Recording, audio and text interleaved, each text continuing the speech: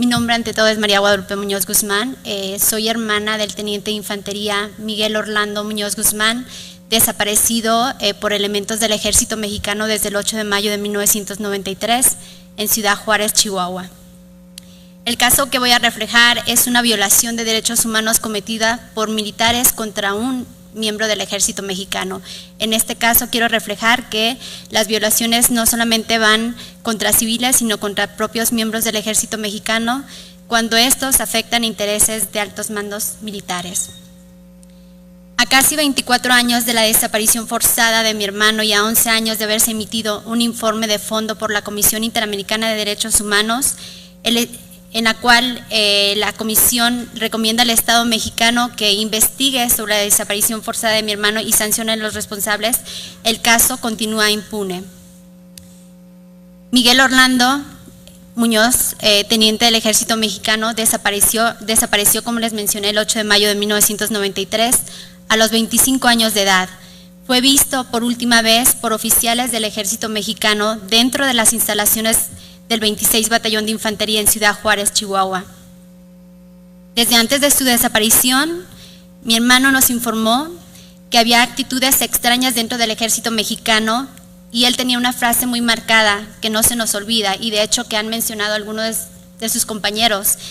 dentro de las instalaciones, y es: el peor enemigo del verde es el mismo verde. En ese momento nosotros no entendíamos la frase, pero poco a poco, como fuimos indagando sobre su desaparición, hemos entendido el porqué.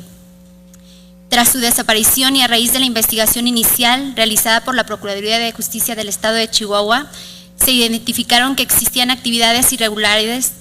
dentro del 26 Batallón relativas al tráfico de drogas y delincuencia organizada que presumiblemente tenían relación con la desaparición forzada de mi hermano.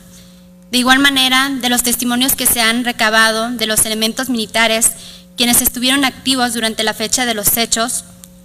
y que obran dentro de la indagatoria militar,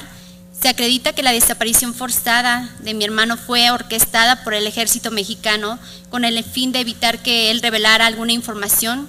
que habría tenido.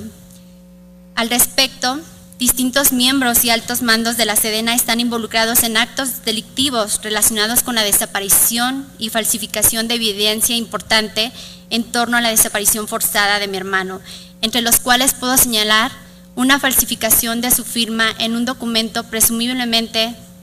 entregado al comandante del batallón, donde él desistía de ingresar a la Escuela Superior de Guerra.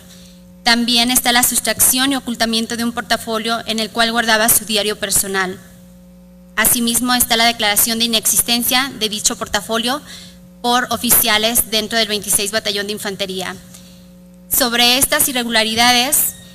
dentro del procedimiento ante la Comisión Interamericana de Derechos Humanos, las autoridades mexicanas constataron la responsabilidad de altos mandos militares sobre estos hechos ilícitos, y si bien se señaló que se inició causas penales contra ellos, entre los cuales puedo mencionar al coronel Jorge Carrasco Reyes, al capitán Víctor Gallegos Bernardino, al teniente de infantería Filiberto Ortiz Ibáñez, nunca se indicó cuál fue la sanción que recibieron, si están presos o no, y tampoco se realizó una ampliación de la declaración en la que determine la relación de estos hechos ilícitos con la desaparición forzada de mi hermano. Con lo cual existe un involucramiento por parte de la Sedena por no esclarecer la desaparición forzada y proteger a estos elementos. Debo señalar que los superiores jerárquicos de mi hermano en su momento eran el capitán José de Jesús Morales García, el coronel Pedro Gutiérrez López y el general de división y comandante de la Quinta Zona Militar, Luis Montiel López. Este último general estuvo vinculado y participó en la Brigada Blanca, que seguramente muchos de ustedes conocen. Es una organización criminal especializada en la desaparición forzada, especialmente en la guerra sucia, y a la cual se le vinculó con el narcotráfico posteriormente. Este general, hay declaraciones en las cuales se determina que estuvo en privado con mi hermano y llegó a amenazarlo incluso 15 días antes de su desaparición. Quiero destacar que la Sedena es una institución impune que comete desapariciones, torturas y otros abusos, y que lejos de sancionar a sus perpetradores, de esos crímenes de lesa humanidad, permite que sigan estos elementos activos y cometiendo con seguridad más violaciones a los derechos humanos, al amparo claro de la protección de la propia Sedena. Aprobar, por tanto, una iniciativa que legalice la actuación del Ejército en tareas de seguridad pública como lo son la detención, la prevención e investigación del delito, es una carta abierta para que las Fuerzas Armadas cometan abuso contra los derechos fundamentales de las personas. Está claro que nadie queda lejos del actuar de las Fuerzas Armadas. Hay militares, el caso de mi hermano no es el único, hay otros casos de desaparición forzada que han sido denunciados también, y quiero pedir a los senadores que evalúen o estudien más a fondo esta iniciativa y que dejen al margen a las Fuerzas Armadas en este actuar, porque dejaría impune otros hechos, así como en la actualidad permanecen varios casos impunes. Esto generaría o dejaría la carta abierta para que se sigan cometiendo más violaciones a los derechos humanos. Y la importancia de que nosotros vengamos a dar nuestro testimonio es justamente eso. Quizá, como mencionaba mi compañera de Veracruz, anteriormente, como hermana de un oficial del Ejército, yo pensaba que era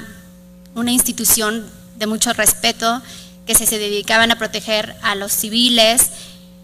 pero lamentablemente nos hemos dado cuenta de que, como bien hay elementos buenos, hay muchos elementos que al amparo de su vestimenta cometen muchos actos arbitrarios y cometen violaciones a los derechos humanos. No les importa lo que hagan contra quien sea, siempre y cuando ellos protejan sus propios intereses. Así es de que agradezco mucho la participación y espero, y es mi deseo y el de la familia, que esta ley no se llegue a aprobar por el bien de la ciudadanía.